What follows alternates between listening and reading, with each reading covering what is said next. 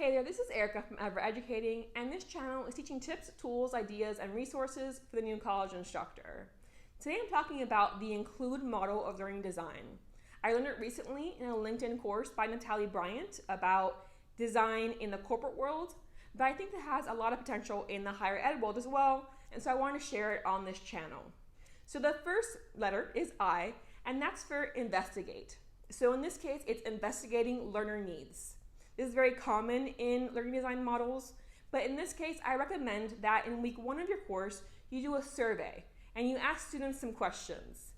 You can have questions about their thoughts on your topic of your course, how familiar are they with the content material, how they feel about certain types of assignments that you plan on assigning. Maybe you have them do a little sample assignment so you get a sense of, in my case, their writing, if it's a literature or writing course. So it's basically to get a sense of, what are the learner needs? What are their thoughts about your course content, about the skills that they're going to be learning in their course? What are their experiences? What are their worries or concerns? So that's the first step, is to investigate the student needs.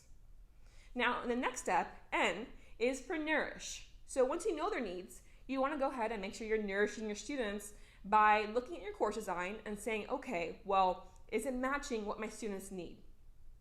Because if 20 of your 30 students say, oh, I'm not confident in my academic writing, I've never used MLA before, right? And I'm teaching a literature course, then I know, okay, well, I only planned on having a couple lessons on MLA because I assumed they already had that knowledge, but now that I know that most don't, I'm going to add that into one of my lectures. Or you might have, okay, well, they don't feel strong about their writing, I'm going to go ahead and do small activities here and there where they can practice small elements, basic elements of academic writing before Unit 1, which maybe is a paper.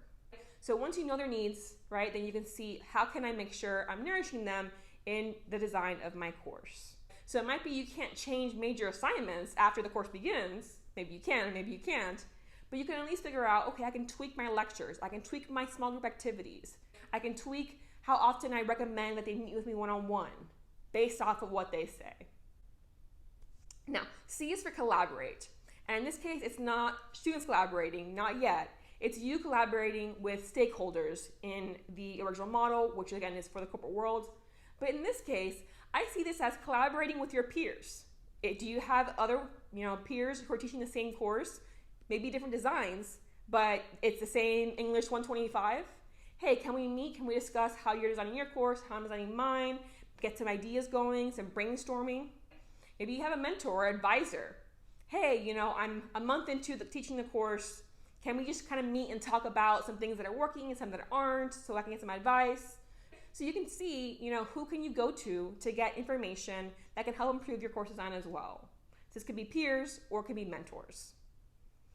Now, the L is to listen. So this is listening to your students, hearing them when they say, I'm confused, hearing them when they say, I love this, so you can give them more of that. One thing I recommend is a midterm chat. I have videos I'll link below about that, but it's basically an activity where you have someone else come in, you're gone, and they facilitate a discussion. Hey, what's working well? What isn't working? What can you do to improve how the course is going? What can your instructor do to improve it? And they facilitate, they take notes, and then they give it to you, and then you can read that, listen to them, and act accordingly. So maybe some things can't change. They say, we hate reading quizzes. But you know that your students, many of them won't read unless they have the quiz assigned because of that. That's just an aspect of your course. Okay, well, I can't get rid of the reading quizzes, but you know what? I'm going to create a little small guide so that when you're reading, you have something to look out for so that can hopefully help you do better on the quizzes going forward. Or you might find out, hey, we're really confused by this topic, but we haven't wanted to say anything because we moved past it like 3 weeks ago. Now that you know, have an extra lecture about that topic. So listen to their needs. This can be formally in a midterm chat, or it might be, hey, email me if you have any questions. It might be doing a pair deck where you have an interactive slide at the end of the class period. What's one thing you're confused by, right? What's one thing you're excited by? Get feedback from students throughout the course so that you can improve things going forward. Now the U is for unity. So now we have the student collaboration. So find ways to design your course where students can unite, can create a community, can work on their collaboration skills. In my case, I do a group project. I'll link videos about that below as well. But basically here, I have students in groups of 3 facilitate a discussion at some point in the semester. And so they work together to create that, to design that activity that they have their peers do. So find some ways, if this is online discussions, a group project, just small group activities, think pair shares, ways that you can have your students unite so they can help each other out, so they can gain friends, right? So they can learn new things from each other and not just from you or for the readings or the assignments that they're doing. D is discover, and this one I really like. It's kind of to inquiry. So design a course where students have the opportunity to discover what really interests them, what engages them, what they're fascinated by. So rather than having maybe an assignment where it's like, write a paper about X topic, you might have write a paper, but you can choose a topic. Here are some ideas, but then you can choose something else if you want as well. Or you might have, okay, here's a project, here are 2 options. Which one interests you more? Go forth and do that one.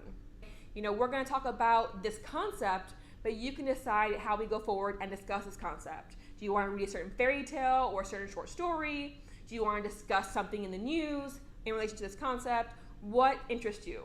Then you know that, and you can plan maybe the next class accordingly. So figure out ways where you can have students' curiosity, right, engagement, really take form in your classroom. And that leads directly to E, which is empower. Empower your students. And so in my case, I think that's student choice is a great way of empowering them. The options in an assignment or the paper they choose a topic are some ideas for empowering them. But I have a video below about 11 ideas of giving students choices in the classroom that gives some more options as well. But really in this case, it's just how can you make sure that they're taking control of their education, right? Taking control of their interests, rather than just being passive receivers and leaving your course and not thinking about it again. How can you make them more invested? By empowering them. So that's the whole acronym, I.N.C.L.U.D.E. I really love seeing this. I'm so thankful I found it on LinkedIn. I'll link the course below as well. But that's basically it. If you have any questions or any comments, leave them below. If you like the video, let me know as well. And I recently received some feedback on what someone would like to see in the videos going forward. So I do have that Google form below where you can suggest topics for my videos or for my blog. So if you want to fill that out, feel free to do so as well. I'll see you next time with a new video.